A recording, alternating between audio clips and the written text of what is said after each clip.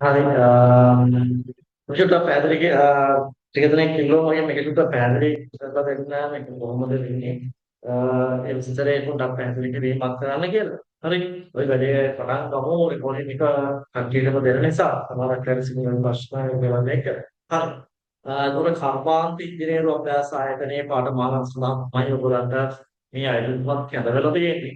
එතකොට මෙතනදී ඔයගොල්ලන්ගේ ඒ පාඨමාලාව හැදෑරීමෙන් පසුව ඔයගොල්ලන්ට රැකියා ක්ෂේත්‍රයෙන් නියුක්ත කිරීමේ හැමදේම මේ කර්මාන්ත ඉංජිනේරු අභ්‍යාස ආයතනය හරහා සිද්ධ වෙනවා. ඒ වගේම ඕස්ට්‍රේලියාව, ජර්මනිය, ඊශ්‍රායලය, නවසීලන්තය හරි මොන ඔය කියන ආදීන රටවල් එකතු වෙලා තමයි මෙන්න මේ කියන පාඨමාලා හිී කරලා තියෙන්නේ. මේක ගොඩාක් අතීතයේ සිටම දෙයක්. ඒතකොට මේ පාඨමාලාව හදාරලා යම්කිසි කෙනෙක්ට ඒ රැකියා ශාස්ත්‍රය තුළින් පිටරටක රැකියා අවස්ථාවකට යන්න බලාපොරොත්තු වෙනවා නම් ඔයගලන්ට මේ පාඨමාලාව හදාරලා මේ අවස්ථාව උදා කර ගැනීමේ හැකියාව තියෙනවා. ඒතකොට මෙතනදී මේ පාඨමාලාව සාමාන්‍ය පෙළ ක්වොලිෆිකේෂන් වලින් විතරයි එතනදී බලන්නේ. සමහරක් පාඨමාලා සඳහා A level qualification එක බලනවා. හරිද? අපි චුට්ටක් මේකේ පාඨමාලාවල විස්තර ටික චුට්ටක් බලලා එමු. අතන ඔයගොල්ලන්ට එකේ පැහැදිලි කිරීමක් කරන්න පුළුවන්. හරි. මේකේ මොරටුව කර්මාන්ත ඉංජිනේරු අභ්‍යාස ආයතනයේ තමයි ඔයගොල්ලන්ගේ අයදුම්පත් කැඳවලා තියෙන්නේ. මේකේ කියනවා මෙම සියලු පාඨමාලාවන් දේශීය සහ විදේශීය ජර්මනිය, ඕස්ට්‍රේලියාව, නවසීලන්තය, ජපානය, ඊශ්‍රායලය, රුමේනියාව රැකියා අවශ්‍යතාවන්ට ගැලපෙන පරිදි ඉතා උසස් මට්ටමේ න්‍යායික හා ප්‍රායෝගික කොටස් වලින් සමන්විත ආධුනිකයාට ක්ෂේත්‍රය පිළිබඳ අවශ්‍ය පරිපූර්ණ දැනුම අන්තර්ගත කොට සැකසූ දිවයිනේ ප්‍රමුඛතම පාඨමාලාවක් කියලා. හරිද? ප්‍රමුඛතම පාඨමාලාවක් තමයි මේක පිළිගැනීම ලෝකයේ පුරා තියෙන පාඨමාලාවක්. එතකොට මේකේ ඔයගොල්ලන්ගේ මෙන්න මේ කියන පාඨමාලා අංක 1 2 3 4 5 කියන පාඨමාලා සඳහා ඔයාට අයදුම් පුර දෙමු කරන්න පුළුවන් මේ ක්වොලිෆිකේෂන් එක තියෙනවා නම් අපොස සාමාන්‍ය පෙළ විභාගයෙන් සිංහල භාෂාව ගණිතය සහ විද්‍යාව ඇතුළු විෂයන් 6ක් සමත් වෙන්න ඕන. ගණිතය හෝ විද්‍යාව විෂය සඳහා සම්මාන සාමාන්‍යයක් තියෙනවා. ඒක ගණන් වලට තියෙනවා. ඒක විද්‍යාවට සම්මාන සාමාන්‍යයක් තියෙනවා. ඊට පස්සේ උසස් පෙළ ඉංජිනේරු තාක්ෂණ වේදය හෝ තාක්ෂණය සඳහා විද්‍යාව යන විෂයන් දෙකෙන් එක් විෂයක් සඳහා සාමාන්‍යයක් ලබා තිබීම. කරොන්නයි කියන ක්වොලිෆිකේෂන් එක තියෙනවා නම් ඔයාලට මේ පාඨමාලා අංක 1 2 3 4 කියන ඒවා සඳහා පහ ඇප්ලයි කිරීමේ හැකියාව තියෙනවා. අපි විතර ගොඩක් දෙනෙක් මගෙන් අහපු එකක් තමයි තොරතුරු හා sannivedana තාක්ෂණ ශිල්පී කියන එක. එතකොට ඒකේ ආදාළ පාඨමාලාව සඳහා අදාළ වගේ කෝස් එකේ කැටගරි ටික දීලා තියෙනවා. එතකොට ඒකේ ගොඩාක් හොඳ පැත්තේ ටිකක් එතන කවර් වෙනවා නෙට්වර්කින් පැත්ත, ඩේටාබේස් පැත්ත, සිස්ටම් පැත්ත. හරි. ඊට පස්සේ ඔය SQL පැත්ත, වෙබ්සයිට් ඉතින් දැන් ලෝකයේ රැකියා ඉල්ලුම ඉහළින්ම තියෙන ක්ෂේත්‍රයක් තමයි තොරතුරු තාක්ෂණ ක්ෂේත්‍රය. ඉතින් පුළුවන් අය ඒකට අයදුම්පත් කිරීමේ හැකියාව තියෙනවා. ඒකේ ක්වොලිෆිකේෂන් තමයි සිංහල සහ ගණන් ඇතුළු විෂයන් 6ක් සමත් වෙන්න ඕන. ඒ වගේම ඉංග්‍රීසි භාෂාව සඳහා සාමාන්‍යයක් තියෙනවා. සිංහල ගණන් ඇතුළු විෂයන් 6ක් සමත් වෙන්න ඕන. කියන්නේ 6ක් තියෙනවා නම් සාමාන්‍ය පෙළට අයදුම්පත් යොමු කරන්න පුළුවන්. ඉංග්‍රීසි භාෂාව සමත් වෙලා තියෙන්න ඕන. තොරතුරු හා sannivedana තාක්ෂණ ශිල්පී කියන තනතුරට අයදුම්පත් යොමු කරන්න බලාපොරොත්තු වෙනවා නම්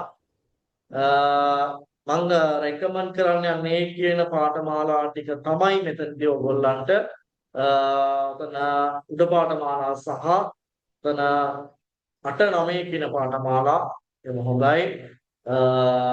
සාමාන්‍ය පෙළ නැති කවුරුහරි 9ක් ඉන්නවා නම් ඒකට පල්ලෙහා පාඨමාලා ටික යට හදාගන්න. පුළුවන්. ඊට පස්සේ ඔයගොල්ලන්ගේ වයස් සීමාව වයස අවුරුදු 16ක් 35ක් අතර වෙන්න ඕන. ඔයාලට මේකේ දීලා තියෙන පාඨමාලා ගාස්තු වාර්ෂික වශයෙන් ගෙවන්න පුළුවන් වාගේ පාඨමාලා කාලය අවසන් වෙනකම්. මෙතනදී දිත්ව පුහුණු ක්‍රමය කියලා තියෙනවා. එකක් තමයි ඔකේ පාඨමාලාව සිංහල සහ ඉංග්‍රීසි මාත්‍රයෙන් පවත්වන්නේ. මේ මුල්ලාර්ධය ආයතනික පුහුණුව වශයෙන්ද දෙවනාර්ධය රජයේ හෝ පිළිගත් පෞද්ගලික ආයතනයක හෝ කර්මාන්ත ශාලාවක රැකියාස්ත පුහුණුව වශයෙන්ද ආත්මකයින් වෙත ලබා දෙනු ලැබේ කියලා තියෙනවා. ඒතර ඔයගොල්ලෝ මේකේ පතව ගන්නේ ලිඛිත සහ සම්මුඛ පරීක්ෂණයක් කියලා. කියන්නේ අභියෝග්‍යතාවය පේපර් එකක් එනවා. ඒ අභියෝග්‍යතාවය පේපර් එකට මුහුණ දීලා ඒකෙන් සමත් වෙන අයව තමයි මේ පාඨමාලාව සඳහා ලියාපදිංචි කරගන්නේ. එතකොට ඔයාලට නේවාසිකාගාර පහසුකම් වෙනවා පිරිමි ආගමිකයින් සඳහා පමණක් කියලා මේක දාලා තියෙනවා. කියන්නේ පිරිමි හොස්ටල් විතරයි කියන්නේ කියලා. පුස්තකාල පහසුකම් සහ සහනදායී මිලට ආහාර පාන ලබා ගත හැක. ලංගම වාර ප්‍රවේශ පත්‍ර සීසන් ස්කම ගන්න පුළුවන්. ඒ වගේම අඩු ආදායම්ලාභී පවුල්වල ආගමිකයින් සඳහා මාසයකට රුපියල් 5000ක දීමනාවක් ලබා ගැනීමේ හැකියාව තියෙනවා අඩු ආදායම්ලාභී කියලා ලේඛන ඉදිරිපත් කරාන් පස්සේ. ඊට පස්සේ වාගේ අයදුම්පත සකස් කරන විදිය තියෙනවා. F4 කඩදාසියක සකස් කළ අයදුම්පතක් නැත්නම් ඔයාලා වෙබ්සයිට් එකේ නයිට වෙබ්සයිට් එකේ ඩවුන්ලෝඩ් කරගන්නත් පුළුවන්. ඒකේ ID කාඩ් එකේ ඡායා පිටපතක් ලිපිනේ ලියු මුද්‍රණය අලවන ලද 94 ප්‍රමාණයේ ලිපි කවරයක් ලියාපදිංචි ගාස්තුව රුපියල් 1000ක මුදලක් ඔය මහජන බැංකුවේ දීලා තියෙන account number එකට ගෙවලා ඒකේ රිසිට් පතේ වාගේ නම හැඳුනුම්පත් අංකය පිටපත් අයදුම් පත්‍රයේ සමග අමනා විය යුතු කියලා තියෙනවා. ලියාපදිංචි තැපෑලෙන් තමයි යවන්න තියෙන්නේ ඔය දීලා තියෙන ඇඩ්‍රස් එකට. ඒතර අනිවාර්යයෙන්ම වම් පිළවරේ ආධුනිකයින් බඳවා ගැනීම 2026 ජූලි කණ්ඩායම කියලා අනිවාර්යයෙන්ම නම් කරන්න වම් පිළවරේ ලියලා යවන්න ඕන. හරිද? ඒතර ඔන්න ඔය කියන දේවල් ටික තමයි මේකේ තියෙන්නේ. ඒතර මේකේ අයදුම් පත්‍රයක් තියෙනවා මෙන්න මෙතන ඒක ෆිල් කරන්නත් පුළුවන් හැකියාව ඔයාලට තියෙනවා. මේකේ වැඩිදුර විස්තර ටික මෙන්න මෙතන ඔයගොල්ලන්ගේ දීලා තියෙනවා. ඔන්න ඔය දේවල් ටික තමයි ඔයාලගේ පාඨමාලා සම්බන්ධයෙන් තියෙන්නේ. එතකොට ඔයාලට මෙන්න මේ කියන පාඨමාලාවලදී රැකියාව සම්බන්ධයෙන් බය වෙන්න දෙයක් නැහැ. පාඨමාලාව දාරලා අනිවාර්යයෙන්ම කර්මාන්ත ආයතන කියන ආයතන විසින්ම කර්මාන්ත ආයතනයෙන් විසින්ම ඔයගොල්ලන්ට ඒ පාඨමාලාව සඳහා අනියුක්ති කිරීමක් කරනවා. ඒ රැකියාව නියුක්තයන් පස්සේ වගේ රැකියාව සේවය කරනවා නෙවෙයි ඔක පුහුණු වෙන්න ඕන අවුරුදු කාලයක්. පුහුණු වෙන පස්සේ ඔයාලා MVQ course එකක් කියනවා. ඔයාලා එතනින් පිටරට රැකියාව සඳහා ඉදුම්පත් කිරීමේ හැකියාව තියෙනවා. ඒක ඔය ශාස්ත්‍රයේ පිටරට රැකියාවල ඉහළ වැඩවල සේවය කරන්න ඔයාලට හැකියාව තියෙනවා. ඒ දේවල් එක්ක මොකද මේ රටවල් යන්නේ රටවල් වල වේකන්සි ආවයන් පස්සේ ඔය ආයතනකට දැනුවත් කරනවා. උදාහරණයක් ජර්මන්ටෙක් වගේ ආයතනවල ඒවා සම්බන්ධ වෙලා ඉන්නේ වෙනම ආයතන. ඒතකොට ඒකේ ජපන්ටෙක් එකේ එහෙම අවුරුද්දකට සාමාන්‍ය ළමයි 80ක වගේ ප්‍රමාණයක් ඔයාල කම්පැනි එක නිසාන් එකට Mitsubishi එකට හරි සේවය සඳහා ලංකාවෙන් යනවා. එතකොට ඒ වගේ තමයි මේකත් ඔයගලගේ මේ රටවල් වලට අදාළ වේකන්සි ආවයන් පස්සේ මේ ආයතන වලට දැනුවත් කිරීම කරලා ඔයගලන් පාඨමාලාව ආදාරලා ක්වොලිෆිකේෂන් තියෙන ළමයිව ඒ සඳහා ඔයගලන්ට පිටරට සේවය සඳහා ඉහළ වැඩපොළ වලට යන්නේ හැකියාව තියෙනවා. මොනක තමයි මේකේදී පාඨමාලා සම්බන්ධයෙන් හැඳින්වීමක් කරන්න තියෙන්නේ. තව මොනවද ඔයගලන්ගේ තියෙන ප්‍රශ්න? ප්‍රශ්න මොනවා හරි තියෙනවද? කෙනෙක් ආගම කම්බයින්ඩ් මැත්ස් එක ICT කරපු කෙනෙක් පුළුවන්ද කියලා චුට්ටක් කර්මාන්ත එකට කතා කරලා පොඩක් අහන්න. මොකද සමහරක් වෙලාවට ඔයගලන්ට ওই දින දින ක්වොලිෆිකේෂන් වලට අමතරව ඉහළ එකක් තියෙනවා.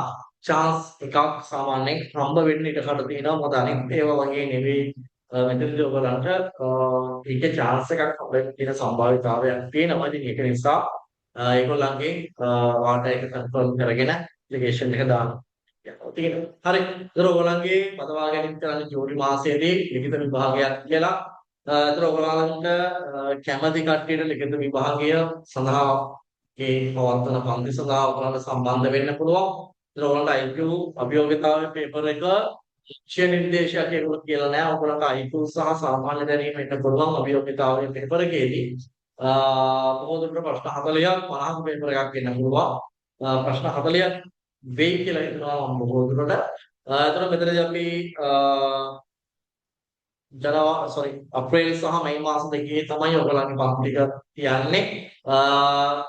IQ සහ සාමාන්‍ය ජෙනරල් නොලෙජ් පන්ති.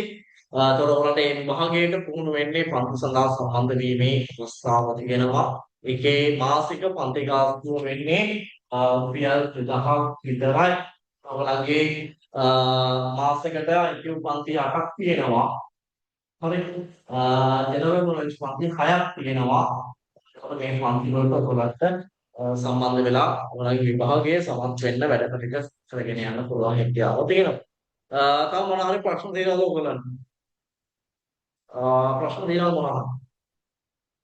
ඇත්තටම ඔයගලගේ මේ මෙහෙම එකක් කරන්න අදහසක් නැහැ. ළමයි ජීවිතේ මගේ ඉල්ලපු නිසා තමයි ඔයගලන්ට මේකේ අර අපේ දැන් පන්ති මාලාවක් යනවා. ඒකට සම්බන්ධ කරලා ඔයගලන්ට මේ පන්තිත් එක්ක සම්බන්ධ වෙලා ඒ එක්සෑම් එකට කරගෙන යන්න පුළුවන් හැකියාව මොනවායි ප්‍රශ්න තියෙනවද?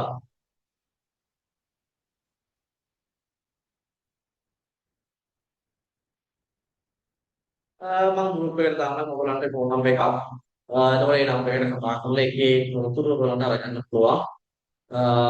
ඒ දේවල් එක්කම ගෲප් එකට අප්ඩේට් කරලා දෙන්න ඔයගලන්ගේ. සමහරක් වෙලාවට Google සර්ච් කරාම නම්බර් එක එනවා. මේ IETI කියලා සර්ච් කරා නම් ඔයගලන්ට ඒකේ නම්බර් එක Google එකකින් ගන්න පුළුවන් හැකියාව තියෙනවා. හරි. වෙන මොනවා හරි ප්‍රශ්න තියෙනවද? එච්චරද? සරලයි ඔතන ඇප්ලිකේෂන් එක දාන්න එච්චර දෙයක් නැහැ පුතා. අර දීලා තියෙන දේවල් එක පෝස්ට් කරන්න තමයි තියෙන්නේ. ඉතින් ඒ කෝස් එක කරන්න කවුරු හරි බලාපොරොත්තු වෙනවා නම් ඒක දැන් try කරලා ආට ට්‍රේනින් ඉස්සරහට වාගේ ජීවිතය හදාගෙන කෙලින්ම ඒ ෆීල්ඩ් එකේම ඉස්සරහට යන්න පුළුවන් කියන්නේ. හරි නේද? හරි එහෙනම් පුළුවන් හැමෝම ඇප්ලිකේෂන් එක දාන්න ක්ලාස් එකට රෙජිස්ටර් වෙන්න කැමති අය ඒ විස්තර ඔක්කොම මම ගෲප් එකට අප්ඩේට් එකක් දෙන්නම්. එතකොට ඒ දේවල් එක කරන්න මොන හරි දෙයක් දැනගන්න තියෙනවා නම් මට WhatsApp message එකක් දාන්න. එතකොට ඔයගලන්ට මේකට මොන හරි ප්‍රශ්නයකට උත්තරයක් දෙන්න. හරි නේද? හරි මොන හරි ප්‍රශ්නයක් තිබ්බොත් මගෙන් අහන්න. ප්‍රශ්නයක් නැහැ මම අයි සියලු තොරතුරු ඔයගලන්ට ගෲප් එකේ මැසේජ් එකක් දාන්න. තව ප්‍රශ්න තියෙනවද මොනවාද? මේකේ ලොකු ප්‍රශ්න අහන්න දෙයක් නැහැ.